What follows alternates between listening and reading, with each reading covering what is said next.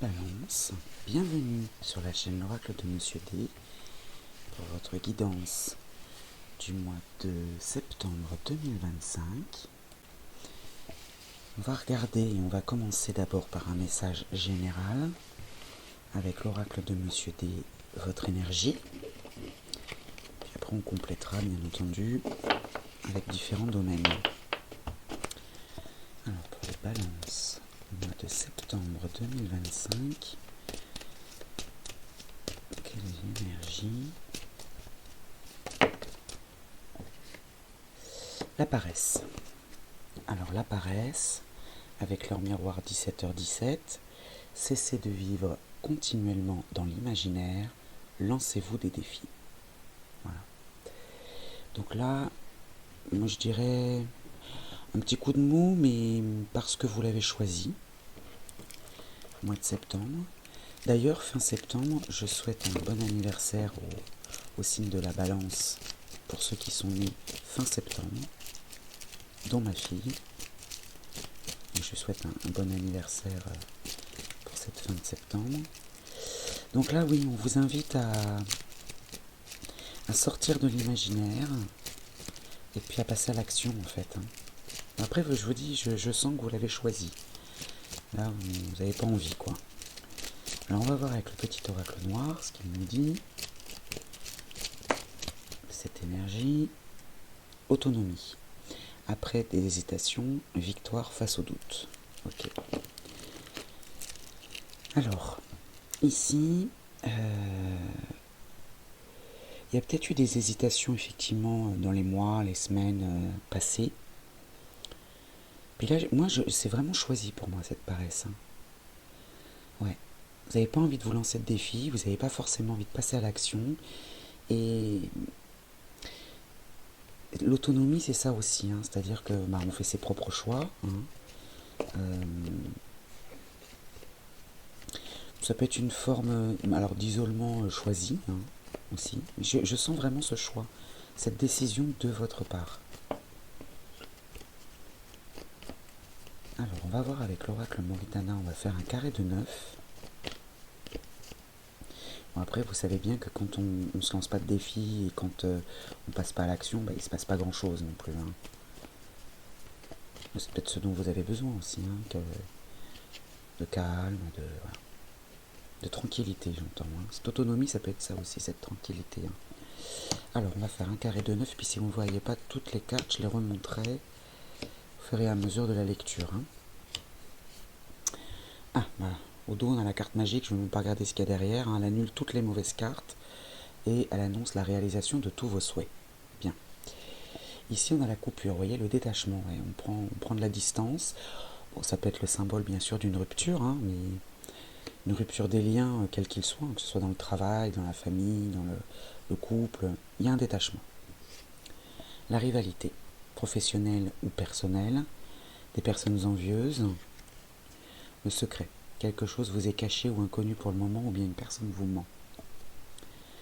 D'accord, alors il y a peut-être une rivalité secrète, mais derrière, vous voyez, on a les signatures, les accords, l'acceptation, la concrétisation, peut-être des formalités aussi. On n'a pas la carte de la justice, on va voir dans le reste du tirage, les conventions, les transactions. Il y a une dualité, alors elle peut être interne cette dualité, ou de la concurrence, mais qui est inconnue pour le moment, et derrière on a l'acceptation et les signatures. Il y a l'élaboration d'un projet, ça peut être une grossesse bien sûr, en gestation, si c'est votre cas, l'élaboration d'un projet, d'accord, et là il y a la coupure, on coupe, on se détache, d'accord. Vous choisissez la voie de la raison et de la méditation, prenez du recul, vous coupez, peut-être que vous ne passez pas à l'action, peut-être que vous abandonnez l'idée d'un projet, c'est possible, parce que justement vous vous dites oh non, c'est trop, ça va être trop compliqué, ou vous voulez pas de choses compliquées au mois de septembre. Les désirs, d'accord, les désirs, moi je sens plus la dualité quand même. J'y vais pas, est-ce que c'est bon pour moi, est-ce que je passe à l'action, ou est-ce que je reste tranquille, c'est vous. Le consultant, la consultante. Et puis la jeunesse. Alors la jeunesse, ça peut être un enfant, bien sûr, hein, si vous en avez, la descendance, l'innocence, l'immaturité, la naïveté, les domaines artistiques. Mais là, il y a quand même une signature. Alors, cette carte-là, la carte magique, elle annule toutes les mauvaises cartes. Elle annonce la réalisation de tous vos souhaits. Ici, parce qu'on a quand même une dualité. Je vais les recouvrir, ces deux-là. Je vais les recouvrir pour voir un petit peu de quoi il s'agit. Parce qu'on a le pacte en dessous. Donc, soit vous acceptez effectivement cette part d'ombre, cette part d'inconnu, et puis vous vous dites, bon, bah, je passe pas à l'action parce que, voilà, ça risque d'être trop compliqué. Du coup, ben, vous coupez, hein, c'est possible, parce que justement, vous choisissez la voie de la raison et de la méditation, et puis de la paresse, entre guillemets. Hein. Mais, ouais, on a le couple amoureux qui s'est retourné. Je vais recouvrir la rivalité et le secret.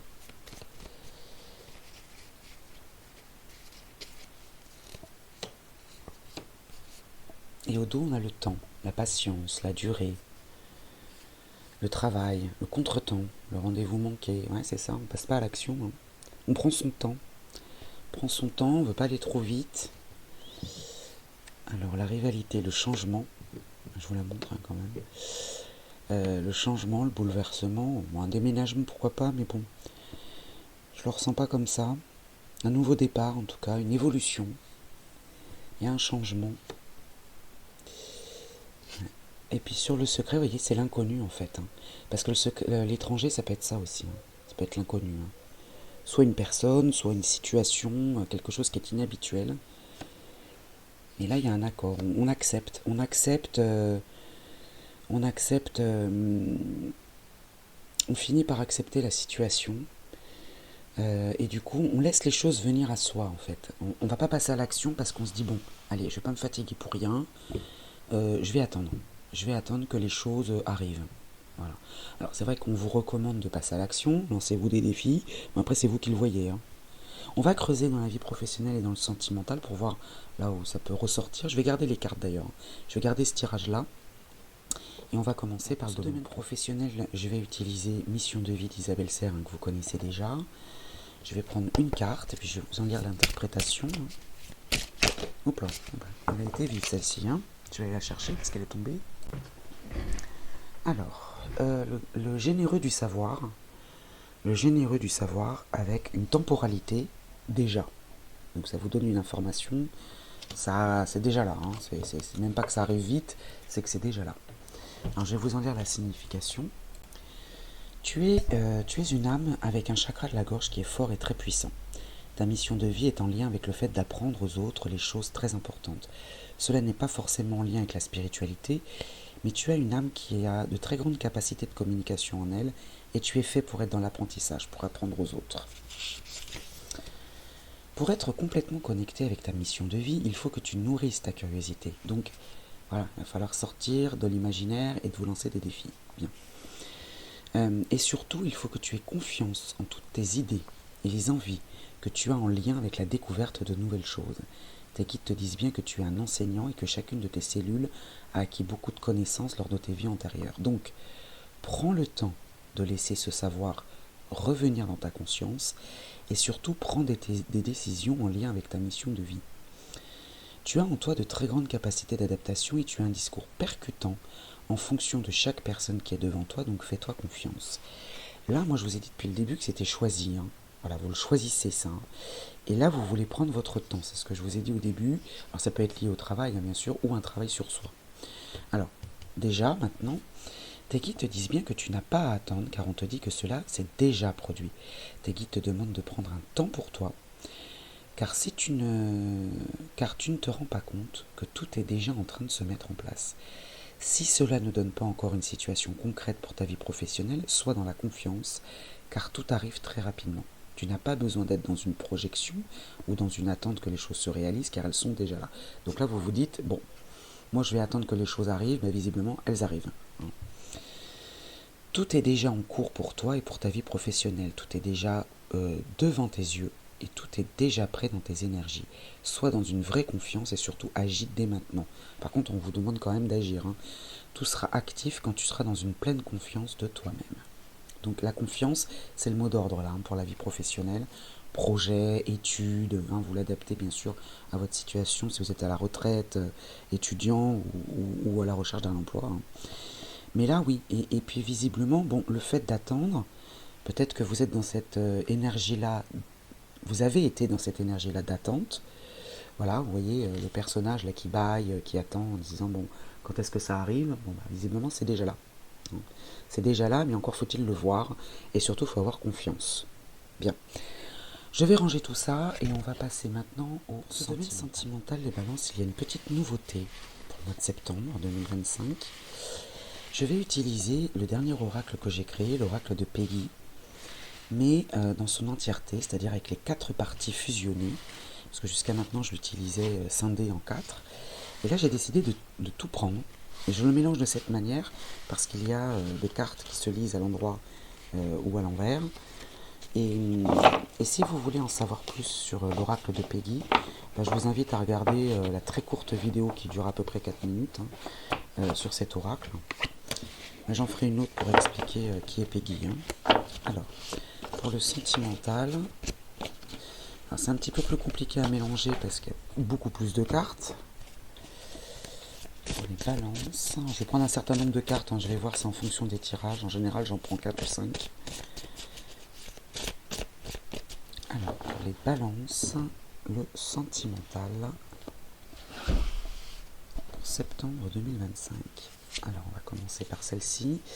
Alors, c'est la numérologie qui sort en premier. Donc, le 7, c'est un nombre sacré qui endosse le rôle du grand-père provenant de la lignée du père. Donc, le nombre 1. Il est passionné par la spiritualité et la philosophie. Ce n'est pas le professionnel du savoir par hasard, son énergie est forte et dense. Donc il y a quelque chose que vous comprenez, il y a cette connaissance-là, et puis ce recul, cette sagesse, la spiritualité dans le domaine sentimental. Bien. Il y a quelque chose dont vous prenez conscience. Encore un numéro, le numéro 33. Donc c'est un maître nombre.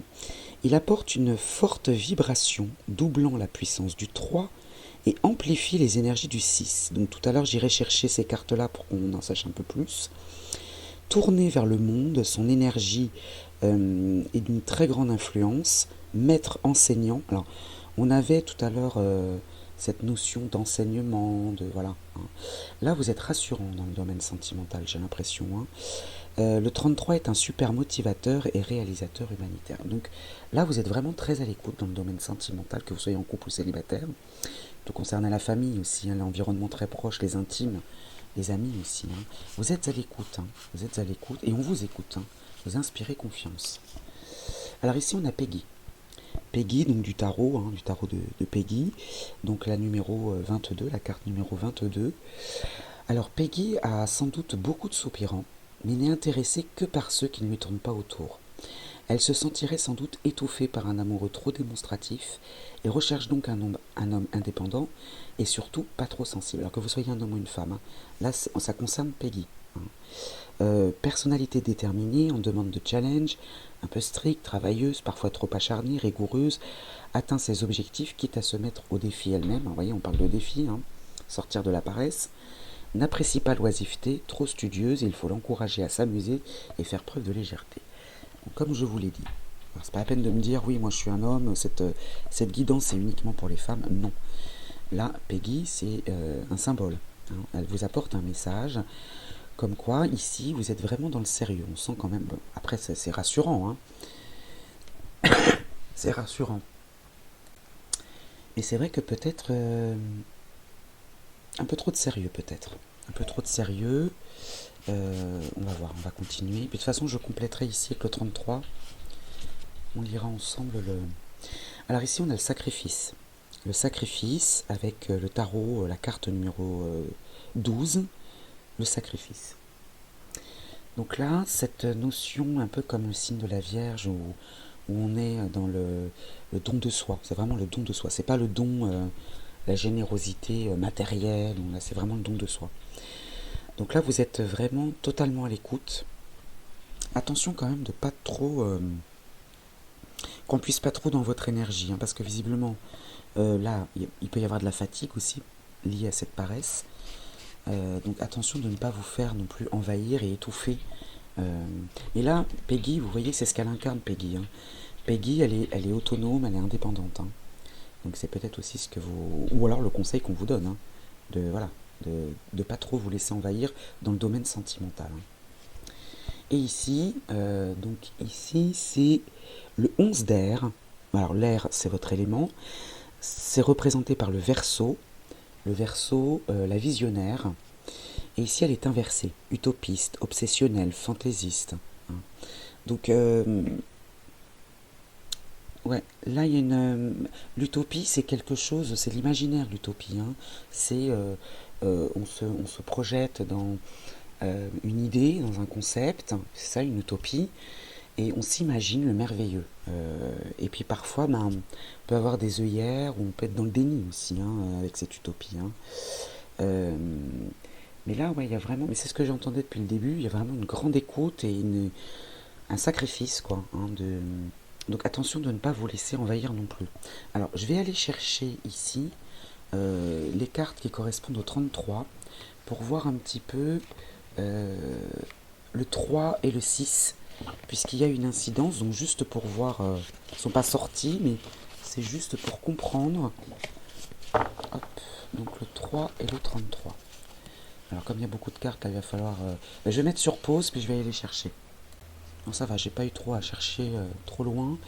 Alors, on commence par le 3, puisque là, ce numéro 33, il double la vibration et la puissance du 3. Il sait se faire remarquer. Il n'a pas sa langue dans sa poche. Il a un besoin irrépressible d'espace et de mouvement.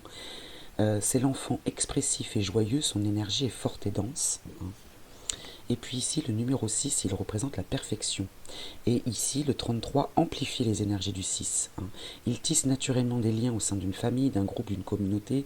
Pour s'épanouir, son foyer doit être harmonieux, équilibré et heureux. Son pouvoir reste doux et sage. Donc c'est ça en fait. Vous cherchez la perfection, vous êtes dans le sacrifice.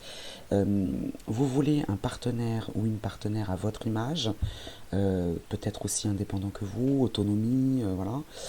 Mais là, attention que ça ne devienne pas non plus une obsession, hein. Faut pas non plus chercher la perfection à tout prix, parce que vous pourriez passer à côté d'une belle rencontre. Ça pourrait, si vous êtes en couple, peut-être peser sur votre partenaire. Voilà, il va falloir trouver un juste milieu, hein. Voilà, dans le domaine sentimental, on va passer maintenant à la synthèse. Les balances, comme d'habitude, hein, j'utilise le tarot akashique qui répond très bien à cette demande. Mais là, pour cette fois, je vais faire un petit peu différemment. Donc cette synthèse qui peut résumer, hein, bien sûr, hein, ce tirage, hein, on a déjà eu pas mal de messages, appuyer sur un domaine en particulier, nous apporter un message complémentaire ou supplémentaire. Et là, pour cette fois, je vais prendre 3 cartes. Et je vais vous expliquer la lecture de ces 3 cartes, la signification de chaque carte. Pour le mois de septembre 2025, les balances.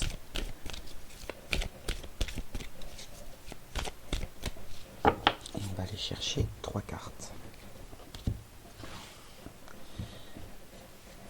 Alors la première, la deuxième et la troisième. Alors certaines cartes en appellent d'autres.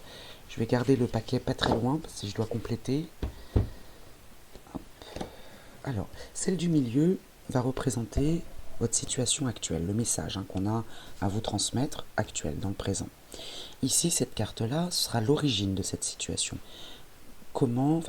Pourquoi surtout vous en êtes arrivé là, hein, qu'est-ce qui s'est passé pour que vous en arriviez là, et ici l'issue, hein, peut-être la solution, ce qui va se passer, rien n'est immuable, hein, mais ce qui peut se passer dans l'avenir si vous restez dans cette énergie là, ou bien. Alors ici au milieu nous avons la muse, donc c'est un arcane majeur, 15, elle est inversée. Je vais vous en lire la signification. Alors vous allez voir qu'il y a une petite résonance avec la paresse, parce que je la connais un petit peu cette carte. Si vous avez tenté de donner naissance à un projet créatif, les douleurs de l'accouchement ne sont probablement pas terminées. Peu importe le type d'entreprise, que ce soit une nouvelle société ou un poème, hein, peu importe, hein, vous souffrez peut-être de la proverbiale angoisse de la page blanche. Et votre ingéniosité est peut-être au plus bas. même si l'inspiration déclenche votre action créative, certains obstacles extérieurs retardent peut-être votre projet. Peut-être pour ça qu'il y a voilà, un besoin de pause ou de paresse, de manque d'action. Ne soyez pas trop effrayé. Oh, pas y arriver, trop effrayé. Malgré tout, ce n'est qu'une phase transitoire et vous serez capable de bien la gérer si vous n'offrez pas de résistance à l'énergie disponible. Bon, là, vous êtes dans ce cas-là. Là, vous résistez pas. Vous vous laissez porter. Pour le moment, mettez-vous dans un état plus réceptif et rassemblez vos ressources. Il sera bientôt temps de vous en servir. Je pense que là, au mois de septembre, vous parvenez à vous écouter. C'est-à-dire que vous vous dites, non, là, il faut que je me mette à l'arrêt, là. Là, il faut que j'attende, il faut que je... Voilà. Et vous le ressentez. C'est pour ça que je vous ai dit que c'est choisi, parce que vous sentez que vous en avez besoin. Alors maintenant, le pourquoi. Pourquoi vous en êtes là? Ici, on a le 3 de force, le nid d'oiseau. Alors, elle est inversée. Je vous la retourne pour vous montrer ce nid d'oiseau avec ce parent voilà, qui vient nourrir ses oisillons. Et là, elle est inversée, donc je vais vous en lire la signification. La carte du nid d'oiseau inversé indique une forme de séparation, de réduction ou de réorganisation. Il peut y avoir de la distance entre vous et les membres de votre famille, une entreprise a peut-être besoin de réduire ses effectifs ou d'être fermée. Ou alors, des amis se sont peut-être éloignés de vous, mais reprenez courage. Un nid vide est toujours signe d'un envol heureux. Bon. L'inversion de cette carte vous dit d'abandonner l'ancien, de garder le contrôle de vos projets ou de prendre une nouvelle direction. Il peut même y avoir un déménagement à venir. Bon. Alors ça peut être personnel, professionnel ou même les deux. Soyez conscient de vos options et soyez courageux en faisant vos choix. Même si une partie de cette expérience ressemble au début à une perte, donc là on est dans le pourquoi aujourd'hui, vous avez l'impression de devoir écrire une nouvelle page de votre histoire, parce que là on a la page blanche, vous avez l'impression de redémarrer quelque chose. Donc cette période de réduction et de relocalisation est susceptible de mener à une grande liberté personnelle et à une transformation professionnelle. Donc c'est un mal pour un bien. Donc il y a peut-être quelque chose qui s'est terminé. Ça peut être il y a un petit moment ou très proche dans le passé. Du coup là vous vous dites bon, qu'est-ce que je fais maintenant? Voilà. Là je suis devant une page blanche, j'ai tout à écrire, qu'est-ce que je fais? Donc là il y a un temps de pause quand même. Alors maintenant on va voir l'issue. L'issue de cette situation, le roi de clés. Le roi de clés, que vous soyez un homme ou une femme, vous verrez que c'est le passage à l'action justement, elle est droite. Alors on va lire la signification. Le roi de clés monte un magnifique cheval vers un grand château au loin. Je ne sais pas si vous le voyez ici. On a ce fameux château ici et il le regarde fièrement et il rentre chez lui. Il se sent heureux et à l'aise en retournant chez lui. C'est un homme à l'esprit d'entreprise, en position d'autorité, dans les pouvoirs publics, par exemple dans les affaires. Il est confiant et astucieux, peut-être un peu trop concentré sur son travail ou sa carrière. On l'avait vu d'ailleurs dans le Sentimental, avec Peggy, qui est quand même déterminée, très stricte, très sérieuse, très voilà. Bien qu'il puisse être très attentionné et très utile pour vous dans les affaires ou les finances, il est davantage tourné vers ses objectifs que vers les gens. Ne l'oubliez pas, si jamais cet homme s'avère représenter un amour pour vous ou une autre personne. Donc, là, que ce soit un partenaire commercial ou amoureux, vous l'adaptez bien sûr à votre situation, mais c'est quelqu'un voilà, qui est plus tourné vers ses objectifs. Que le roi de clés vous représente ou non, parce qu'il peut vous représenter si vous êtes un homme, mais il peut aussi vous représenter même si vous êtes une femme. Soyez à l'affût d'une promotion majeure, d'une augmentation de revenus ou d'un avancement professionnel. Des carrières dans les finances, l'immobilier, les affaires sont typiques du roi de clés. Mais un poste de direction dans n'importe quelle industrie peut être à envisager. Il peut aussi s'agir d'un bon moment pour le travail indépendant. On avait l'autonomie ici. Ici, voilà, vous vous dites, bon, là, il y a quelque chose qui s'arrête. Vous voyez, une restructuration, on l'a vu ici. Du coup, vous dites, bon, maintenant je fais quoi? Qu'est-ce que je vais faire? Voilà, la page blanche. Et puis là, on vous invite justement à soit suivre ce roi de clés, s'il est sur votre chemin, il peut peut-être vous montrer le chemin, soit vous êtes le roi de clés, et là il va falloir justement passer à l'action. Ce temps d'attente va se terminer. Il peut aussi s'agir d'un bon moment pour le travail indépendant et l'expansion des affaires, que ce soit pour vous ou un homme dans votre vie. Donc là, on est plutôt dans les affaires, dans le travail, peut-être le sentimental aussi, hein, parce que de toute façon, il y a des ponts entre nos domaines. À vous de l'adapter, j'espère que ça vous parle. Moi, je vous souhaite un bon mois de septembre, les balances, et je vous dis à très vite.